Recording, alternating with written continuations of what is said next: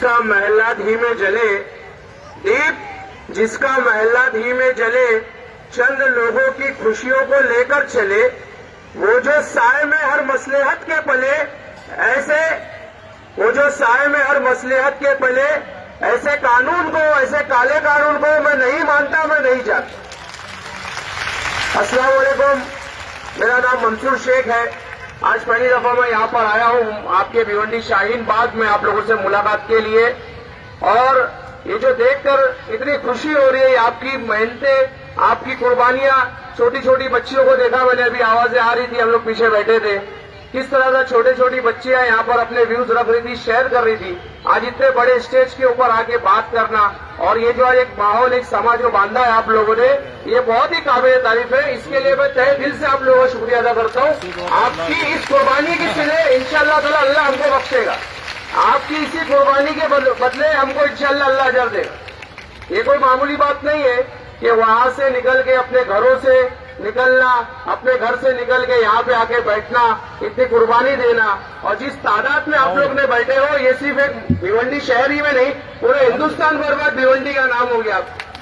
ये आपकी, हमारी बहनों की, बच्चियों की, हमारी माओं की कुर्बानियां है। ये कोई छोटी मोटी बात नहीं है। और ये इस मनुवादी, फांसीवादी सरकार को समझना होगा। ठीक है, देख लेते। ये इस सरकार को समझना होगा कि कोई भी कानून यहाँ पे हम पे थोप नहीं सकते। ये जो सीए का कानून है, ये जो लाया गया अभी 2009 में सिटीजनशिप अमेंडमेंट, ये क्या है? एनआरसी क्यों लाया जा रहा है? एनपीआर क्या लाया, क्यों है और क्या लाया जा रहा है, किसने लाया जा रहा है?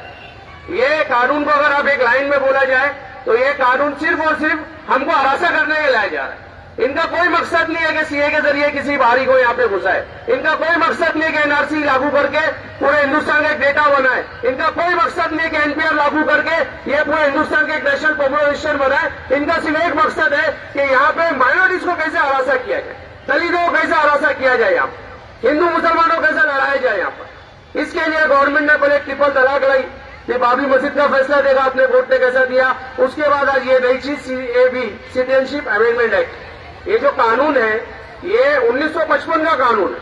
1955 के अंदर जवाहरलाल नेहरू कैबिनेट ने इसको पास किया। 2003 में अटल बिहारी वाजपेयी की गवर्नमेंट के अंदर इसको अमेंडमेंट किया गया, और उसके बाद में 2019 में सिटीजनशिप अमेंडमेंट एक्ट नाम से इसे फिर से लाया गया, जो बाद में सिटीजनशिप अमेंडमेंट बिल था, बाद में सिटीजनशिप अमेंडमेंट एक्ट हो गया वो। और वो जो एक्ट बना वो ये है कि बांग्लादेश, पाकिस्तान और अफगानिस्तान में रहने वाले जो रिलीजियस माइनॉरिटी है वो वहां से यहाँ आ सकती है, उनको हम खैर मकदम करेंगे, यहाँ पे उनका स्वागत करेंगे, लेकिन उसमें मुसलमान नहीं होना चाहिए, गैर मुस्लिम होना चाहिए।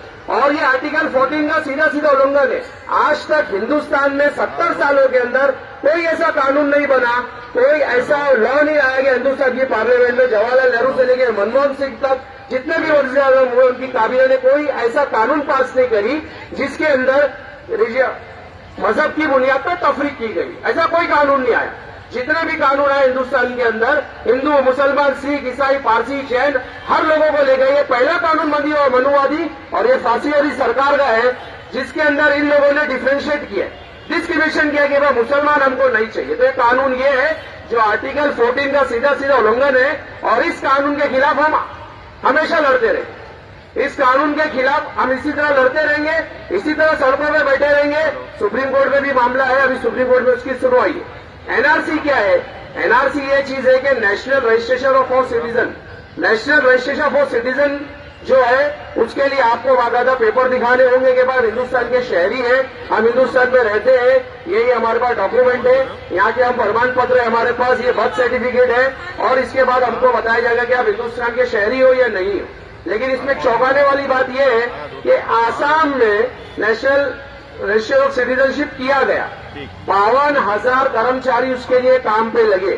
52,000 कर्मचारियों ने नेशनल रजिस्टर ऑफ सिटीजनशिप किया, 52,000 लोग काम पे लगे। 1600 करोड़ का खर्चा करने के बाद वहां पर सिर्फ 19 लाख लोग थे जो एनआरसी लिस्ट के बाहर, जो कि पहले ये मनुवादी सरकार के लोग बोलते थे 2 करोड़ 3 करोड़ घुसपैठिए घुसे हुए आसाम में, जबकि उनके लिस्ट के हिसाब से कितना है 19 लाख। उसमें 14 लाख गैर मुस्लिम थे हमारे भाई, 5 लाख जो थे वो मुसलमान थे। और वो 5 लाख मुसलमान कौन थे?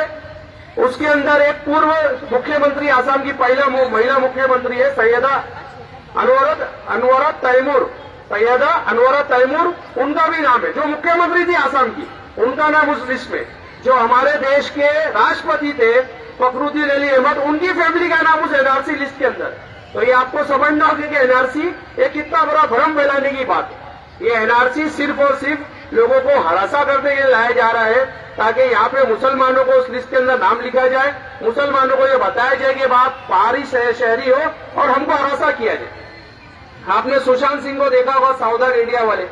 सुशांत सिंह की जो बीवी है, जो उनकी अहलिया है, वो मणिपुर से ताल्लुक रखती है। सुशांत सिंह की अहलिया की जो पूरी फैमिली है, उनका सबका नाम एनआरसी लिस्ट के अंदर आ गया कि भाई हिंदुस्तानी हो। उनका, उनकी बीवी का, उनकी बीवी के वालिद का, उनकी वालदा का, उनकी बहनों का, उनके, लेकिन उनका एक छोटा भाई है। आप समझिए इस चीज को। सुशांत सिंह की बीवी की फैमिली, उनकी पूरी फैमिली का नाम आया उसके अंदर, लेकिन सुशांत सिंह के जो एक साला है, छोटा, जो उनकी फैमिली में से छोटा, उसका नाम नहीं आया एनआरसी लिस्ट में। उस नौजवान का नाम एनआरसी लिस्ट के अंदर नहीं आया, और वो हिंदुस्तानी नहीं है, जिसके पूरे घर वाले हिंदुस्तानी है, लेकिन वो हिंदुस्तानी नहीं। तो ये कैसा कानून ला रही है गवर्नमेंट, जिसके अंदर माँ का नाम एनआरसी लिस्ट में आता है, बाप का नाम नहीं आता है, बहन का नाम आता है, भाई का नहीं आता है, भाई का आता है तो भतीजे का नहीं आता है, भतीजे का आता है तो भांजे का भी आता है। तो ये आपको समझना होगा कि ये कानून कोई कानून नहीं है, ये काला कानून है, धब्बा है हमारे हिंदुस्तान के ऊपर, उस हिंदुस्तान के ऊपर जो महात्मा गांधी की तालीमात पे चलता है, उस हिंदुस्तान के ऊपर जो बाबा साहब अम्बेडकर के उसूलों पे चलता है। ये उस हिंदुस्तान के ऊपर 2014 में बदकिस्मती से विकास का नाम लेके सरकार बनी, उस सरकार ने काला कानून लाने की कोशिश की। अब एनपीआर क्या? एनपीआर जो है नेशनल पॉपुलेशन रजिस्टर, ये हर देश में होता है, हमारे देश में होना चाहिए, हमको कोई आपत्ति नहीं है इसमें। अगर सिर्फ एनपीआर है तो हमारे देश में सेंसस होता था, 1948 का कानून है सेंसस का, और 1948 से 1951 से हर 10 साल में हमारे जनगणना, मर्दमशुमारी, सेंसस होती है, और होना भी चाहिए, इसमें कोई हर्जे नहीं है। लेकिन एनपीआर क्या है? एनपीआर 2003 में अटल बिहारी वाजपेयी जी ने इंट्रोड्यूस किया था। उसके बाद 2004 के अंदर जब मनमोहन सिंह की गवर्नमेंट आई, तो उन्होंने एनपीआर को छोड़ के आधार का रास्ता अपनाया। उन्होंने आधार कार्ड बनाया कि भाई हर इंसान को, हर हिंदुस्तानी को एक आधार कार्ड, एक आइडेंटिटी होना चाहिए कि भाई उसके जरिए उसकी शनाख्त हो, और उसके बाद नंबर होने से मुनासिब बात है। सबने आधार, मेरे पास भी, आप लोगों के पास भी होंगे, जबकि अभी आधार कार्ड की जो यूआईडीआई जो उनकी अथॉरिटी है, उन्होंने भी 2 दिन पहले ट्वीट किया कि आधार सिटीजनशिप का प्रमाण पत्र नहीं है, ये अलग बात है। तो उन्होंने आधार कार्ड को अप्लाई किया, आधार कार्ड को बनाया, और आधार कार्ड के जरिए हम कोई भी डॉक्यूमेंटेशन बना सकते हैं, हमारे एक आइडेंटिटी होती है, हमारे एक नंबर होते हैं। अब जब आधार कार्ड ऑलरेडी है, 100 करोड़ से ज्यादा लोगों के पास है, तो ये गवर्नमेंट ला रही है एनपीआर। अच्छा, एनपीआर लाने में भी ये झूठ बोल रही है। ये क्या बोल रही है कि एनपीआर का कोई ताल्लुक नहीं है एनआरसी से, जबकि 18 जून 2014 में पार्लियामेंट के अंदर उस वक्त के गृह मंत्री राजनाथ सिंह जी ने कहा था कि NPR is connected to NRC. उसके बाद किरण रिजिजू ने जून के अंदर कहा था, उसी महीने में राज्यसभा में, कि NPR is the first step towards NRC.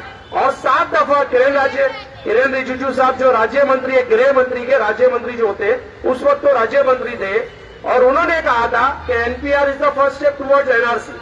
तो ये जो चीज है, उसके बाद अमित शाह जी ने भी कई दफा कहा कि एनपीआर के एनआरसी से लिस्ट है, कनेक्शन है, और वो कनेक्ट है एक दूसरे से। लेकिन जब न्यूज चैनल्स पे आते हैं अमित शाह जी, जब हमारे प्रधानमंत्री आते हैं बाहर, तो बोलते हैं कि एनपीआर का तो एनआरसी से कोई ताल्लुक नहीं है। तो भैया, हम आपकी पार्लियामेंट की बात को माने, या आप जो न्यूज चैनल में आके बोलते हैं उसको माने? आपकी पार्लियामेंट की हेयरिंग को माने, या आप जो आज तक जी न्यूज और जो आपके दलाल और गोदी मीडिया के लोग हैं उनकी बातों को माने हम? तो एनपीआर ये है कि आपके घर पे लोग आएंगे, आपके घर पे आके आपसे पानी मांगेंगे, भाई पानी पिला दीजिए, जरा बैठेंगे, फिर आपसे पूछेंगे कि भाई आपके घर में कितने लोग हैं, क्या करते हैं, कहाँ रहते हैं, उनका आधार कार्ड क्या, उनका पासपोर्ट नंबर क्या है, सब चीजें ली जाएगी।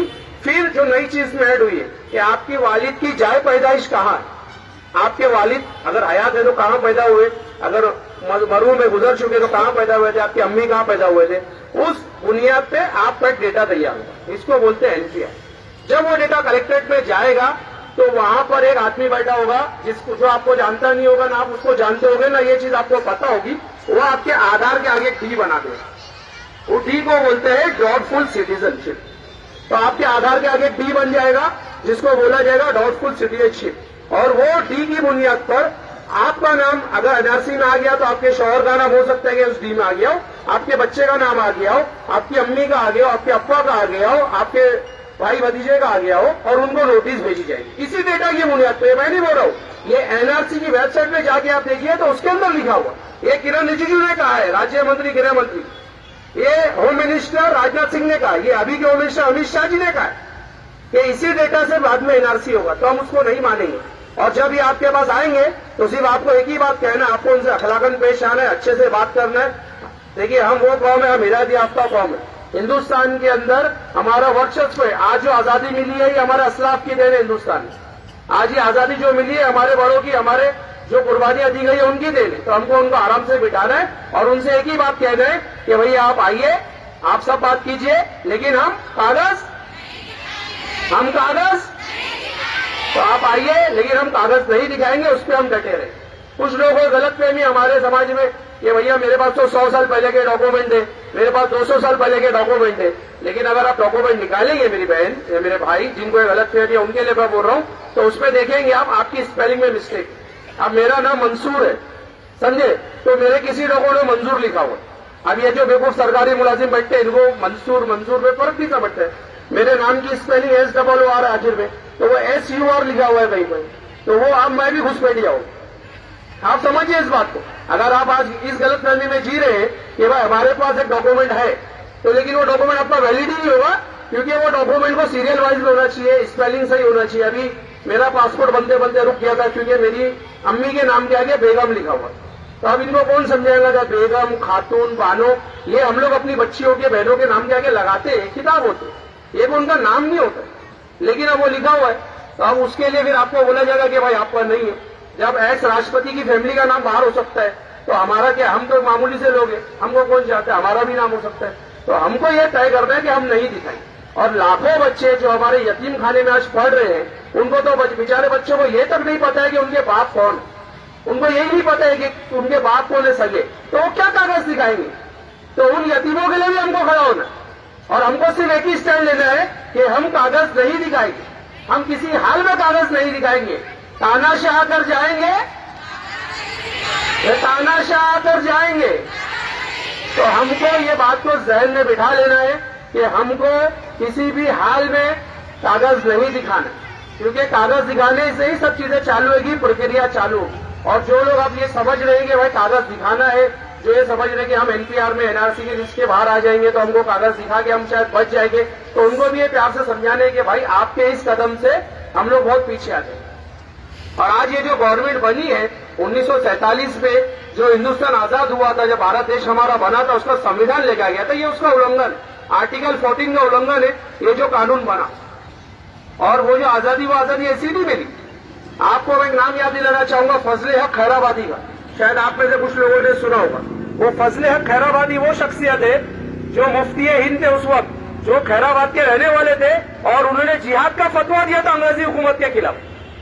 आज वही फजले खैराबादी की नस्ल जावेद अख्तर और फरहान अख्तर, ये उन्हीं की 5वीं 6वीं नस्ल। तो वो फजले खैराबादी थे जिन्होंने जिहाद का फतवा दिया था अंग्रेजी हुकूमत के खिलाफ। ये वही हमारे उलमा थे गदर के मकाम पे, जो सहारनपुर से लेके दिल्ली तक जितने दरख्त थे उस सब दरख्तों के ऊपर हमारे उलमाओं की लाशें टंगी हुई थी। अंग्रेज सरकार ने उनकी लाशें टंगाई थी, तब वो गदर का मामला हुआ। ये वही मौलाना गुलाम आजाद थे जो जामा मस्जिद में बैठ के हमसे रिक्वेस्ट किए थे कि आप लोग पाकिस्तान मत जाइए। ये वही मौलाना मोहम्मद अली जौहर थे जो यहाँ से ब्रिटानिया तक गए थे कि मैं वहां जाके रानी से बात करूंगा और मुझे वहां पे आजादी चाहिए, और आजादी नहीं मिलेगी, मैं हिंदुस्तान वापस नहीं लौटूंगा। और वो नहीं लौटे, वहीं पे उनका इंतकाल हो गया, आज बैतुल मुकद्दस में दफन है। ये वो मौलाना मोहम्मद अली जौहर थे। तो जब जब इस देश के अंदर गांधी जी का नाम लिया जाएगा, उनके साथ में मौलाना अबुल कलाम आजाद, मौलाना जौहर का नाम लिया जाएगा। जब जब इस देश के अंदर भगत सिंह, राम प्रसाद बिस्मिल का नाम लिया जाएगा, तो अशफाकुल्लाह खान का नाम लिया जाएगा। जब जब इस देश के अंदर सुभाष चंद्र बोस का नाम लिया जाएगा, तो आजाद हिंद फौज के लेफ्टिनेंट शाहनवाज खान का नाम भी लिया जाएगा। तो हमारे असलाफ की कुर्बानियों से हिंदुस्तान आजाद हुआ।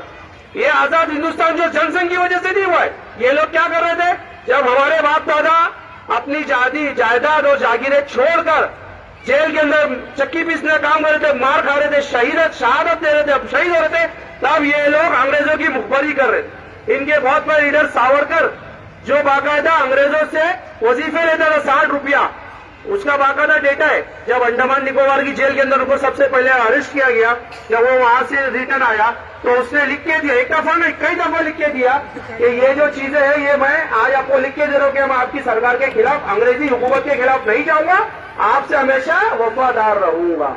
क्या बोला? वफादार रहूंगा। हमको फख्र है कि हमारे बाप दादा लिख के दिए थे, हम वफादार रहेंगे। ये तुम्हारे बाप दादा थे, जनसंघ के बाप दादा थे, जिन्होंने लिख के दिया था कि मैं वफादार रहूंगा, और उसको उसके एवज में वजीफा मिलता था 60 रुपया। ये वही लोग थे जो हमारे देश के, मैं नाम नहीं ले चाहता, प्रधानमंत्री रह चुके 1942 में। आप पढ़िए उनके बारे में, कोई इंडिया मूवमेंट में उनका क्या रोल है। ये वही आरएसएस थी जिसने पहले हिंदुस्तान की आजादी के अंदर कभी हिंदुस्तान मूवमेंट का साथ नहीं दिया। नथुराम गोडसे ने महात्मा गांधी का कत्ल किया 1948 के अंदर, ये सब जानते हैं हम लोग। इसका मतलब है कि उसको गन चलाने आती थी, बंदूक थी उसके पास, उसको कारतूस चलाना आता था। मुझे तो नहीं आता, आप लोगों को भी नहीं आता, उसको आता था। तो उसने किसी अंग्रेज पे क्यों नहीं चलाई कभी गोली? तभी समझिए आप नीचे, गांधी जी पे गोली चलाई उसने।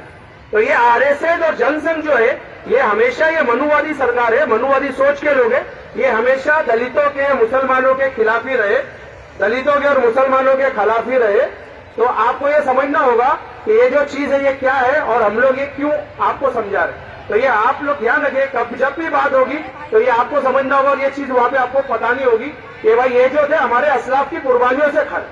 अभी हम लोग दिल्ली शाहीन बाग भी जाके आए हमारी टीम कुरला से, वहां पे मैंने लोगों से मिला, वहां दादियों से मिला। वहां पे एक औरत है, हमारी बहन है, उसका नाम है नाजिया। वो नाजिया हमारी बहन का 4 महीने का बच्चा था, आपने देखा होगा फेसबुक पे। जब मैं उनसे मिला तो हम लोग बात नहीं कर पा रहे थे उससे। 4 महीने का बच्चा था और वो बच्चा ठंड लगने की वजह से उसको इंतकाल हो गया। ठंड लगने की वजह से बच्चे का इंतकाल हो गया। इंतकाल के तीसरे दिन, तीजा होता है हमारे में, 3 दिन का सो गए, तीसरे दिन वो बहन वापिस आके प्रोटेस्ट में बैठी।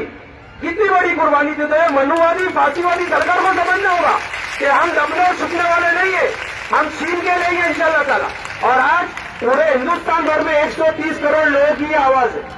ये सिर्फ आवाज मुसलमानों की भी है, दलित भाइयों की भी आवाज है, ये हिंदुओं की भी आवाज है, हर किसी की आवाज है। ये सिर्फ चंद जो मनुवादी सोच के लोग हैं ये उससे खिलाफ। अभी कई लोग वहां भी मुलाकात हुई, एक बहन से एक रिपोर्टर बात कर रहा था, उसने बोली कि आपको 500 रुपए मिलते हैं, बिरयानी मिलती है।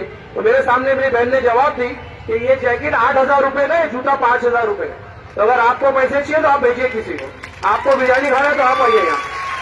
तो ये जो कुर्बानी है इसमें आप बैठे हैं, जहाँ पे हमारे 90 साल की दादी जो बात नहीं कर पा रही है, जो कुर्बानी से वहां पे वो बैठी है, ये हमको समझना होगा और ये मनुवादी फांसीवादी सरकार को समझना। अभी बहुत से लोग, जब हम लोगों ने कुरला में प्रोटेस्ट किया, कई प्रोटेस्ट में हम लोग शामिल रहे, गेटवे ऑफ इंडिया पे शामिल रहे, तो कई लोग बोले कि भाई प्रोटेस्ट क्यों कर रहे हैं आप लोग, ये प्रोटेस्ट से क्या होगा, सरकार तो हिलेगी नहीं। तो मैं बोला भाई सरकार नहीं हिलेगी, सरकार की बुनियादें हिल जाएगी इंशाल्लाह। तो मैं उनको एक छोटी सी मिसाल से समझाता हूँ, आपको भी बताता हूँ। वो चीज कभी आपसे अगर कोई पूछे तो आप उनको बोलना। अभी ऑस्ट्रेलिया में देखा था, चंद दिन पहले बहुत बड़ी आग लगी थी, कई किलोमीटर में आग थी, जैसा आपने देखा था। वो मतलब यहां से दिल्ली चेन्नई तक आग थी। उस आग में मिसाल के तौर पे एक चिड़िया जो मेरे हाथ के बराबर होगी, उसकी छोटी सी चोंच, उसमें 2 बूंद पानी लेके वो चिड़िया उड़ती है और उस आग के ऊपर जाके वो पानी डाल देती है। 2 बूंद पानी चोंच में लेके वो चिड़िया डालती है। तो क्या आग बुझेगी बाजी उससे? नहीं बुझेगी।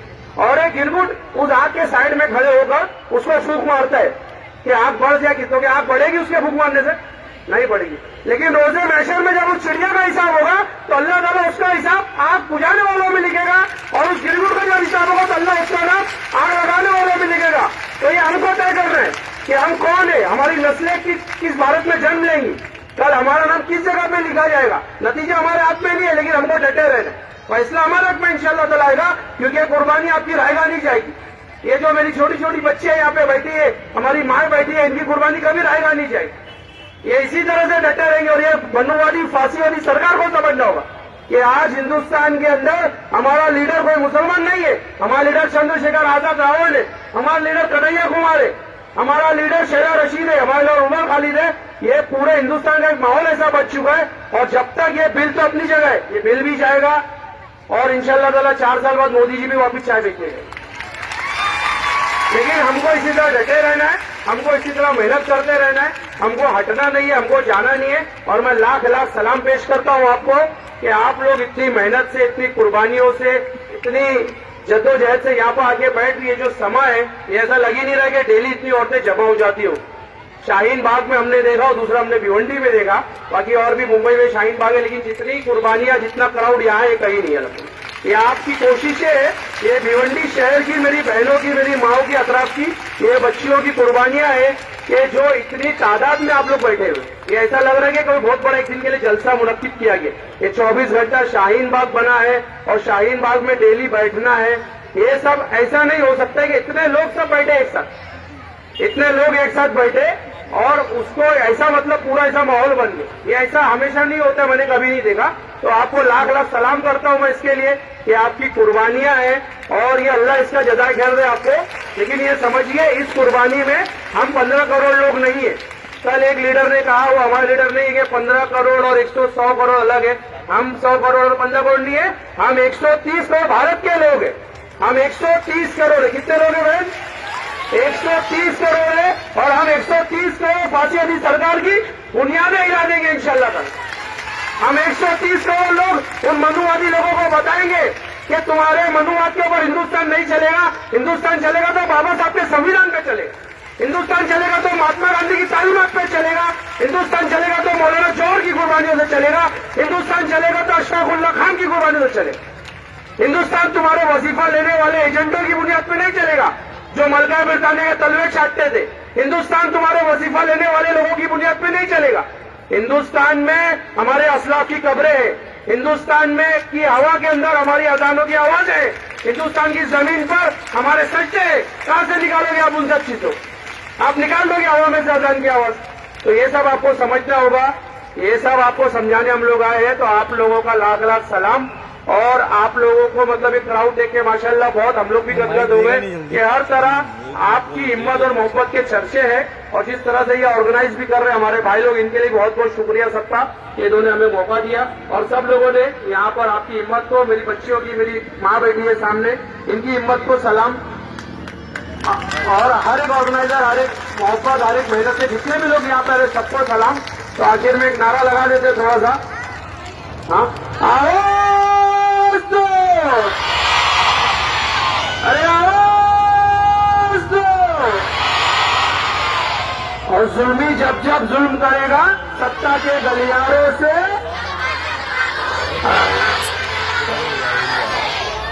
अच्छा अजान हो रही है तो मैं ये खत्म करता हूँ, दूसरे लोगों को मौका देता हूँ।